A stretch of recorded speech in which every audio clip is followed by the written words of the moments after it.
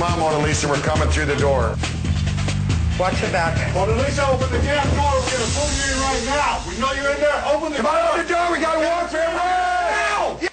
The 2, 3! Take it! 3! Now, in a strange plot twist, the hunter has now become the hunted. Dog is being sought by the Mexican authorities for deprivation of liberty. Let me translate that, from bullcrap to English. He captured Andrew Luster. This is a predatory monster who is hiding in Mexico after U.S. authorities charged him with 86 counts of rape. With more of the story now is Dog himself and his wife, Beth. He was convicted of that, was he not? He was convicted. He was convicted of 86 counts of rape. Well, he was tried on 87. I believe he beat one case. Oh, well, there you go. Really good An innocent lawyer. man. So now he was in Mexico. Everybody knew where he was. He was not hiding, really, in Mexico. You decided to go down and get him. What happened? Well, we actually didn't know exactly where he was. We had one of 4 places. We happened to luck upon him. We hired a police officer, took him to the police department. The next thing we knew, we were under arrest. They said, well, he did not kidnap Andrew Luster, the Mexican government said, but they deprived him of his liberty. We said, well, what does that mean? Well, you held him against his will. Well, we'll see about it later. Our lawyer then said, this is a minor crime. So did the judge in Mexico, said this is a very minor crime. Our lawyer said, you may leave the country of Mexico. We'll call you later for a fine. So we left. Adios, we shook hands, everything was fine. 3 years later, over 3.5 years later, one night after we do an arrest right in the middle of filming of our show, the federal marshals knock on our door. They come in with warrants for Leland, my son, Tim Chapman, my brother, and of course myself, for kidnapping and conspiracy to kidnap out of Mexico. And we're like, wait a minute, we were never charged with kidnapping. That was never even brought up. There's no kidnapping. There's no kidnapping, even bail in Mexico. There's not a bond set for kidnapping there. If you're charged with it, you stay. So where did the kidnapping come from, we said. They said, we don't know. So we're still trying to find out right now. We just checked with the Mexican government, and they said, we didn't change the charge. It's still deprivation of liberty. Oh, wait. The Mexican government didn't add kidnapping. No. We don't know if they did or not. We don't know who added it. I know that when I bailed him out of jail, when I was standing in the U.S. Marshal's office, he handed me a copy of Dog's wanted poster. And he goes, oh yeah, we put kidnapping on there because nobody here knew what deprivation was. And at the time I thought, you did what? And so that stuck with me. And then when I got back to our house, when we finally got him out of there, I said, that marshal said that he added kidnapping because it was in parentheses. The Mexico language doesn't have parentheses in it.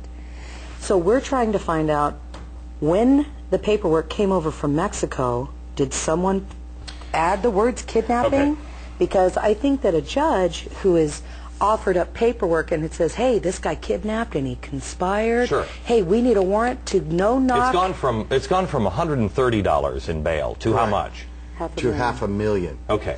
3 years later. In 3 America. years later. Yes. Which, and you know, this is kind of why we're doing this hour, because America, I'm telling you, something doesn't smell right, and it goes all the way to the White House. And I believe that our government, I don't know if it's to big business, I don't know what it is, but somebody is selling us out, and we don't know what it is.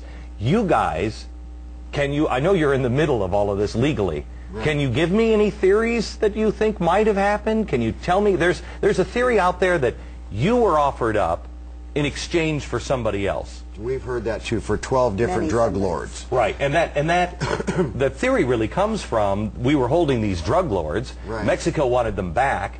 When they served you, what was it? 2 days later, all of a sudden, right, the drug lords go back. Right. Right.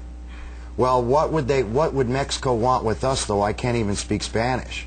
I mean, I don't think in a political or financial way in Mexico, I would not be any, I couldn't do anything for their country. I don't think it's Mexico. I don't think Mexico wants the dog down there. Mexico sent to the White House, like they always do, a request for deprivation of liberty, which is a minor misdemeanor. They expected it to be turned down, which they've turned down thousands of them. They have never, ever requested someone to be returned to Mexico for deprivation of liberty, ever. It is such a minor crime in their country that they don't even charge people with it. There's thousands of Americans that leave Mexico every day that are charged with deprivation of liberty, because there's some things that go on in Mexico where you hold someone for 5 seconds. Hey, lady, you're not leaving yet. That's deprivation of liberty.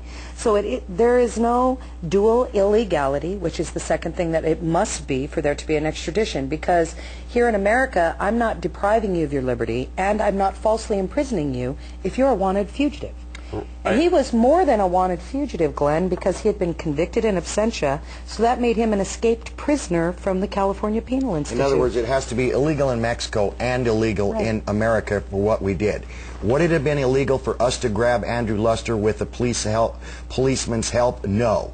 It must fit under that criteria to fit under that particular treaty. And then the treaty just covers police officers. It says nothing about private citizens arrest. Then also, the third thing that I'd like to bring up, under the Mexican Constitution, their 16th Amendment says, just like America's, if you see a felony happening, you as a citizen of Mexico, which we are when we go there legally, may arrest that person and hold him for a real cause. If you see a crime Andrew Luster was arrested by the Mexican government along with us. In his possession at his house, he had GHB, he had handcuffs, and he had videotapes. Yes. They said this guy was doing the same thing he was doing in America.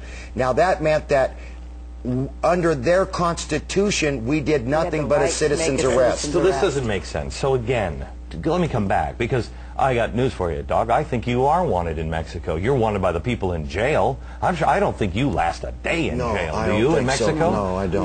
My son or my brother. Right. Well, so I mean, it's a nightmare. But they're taking my children and my family, and they're leaving 12 children that dog has, and 3 children that Tim has, and the 2 children that Leland has, and they're leaving 16 children fatherless for what? The government of America to defend?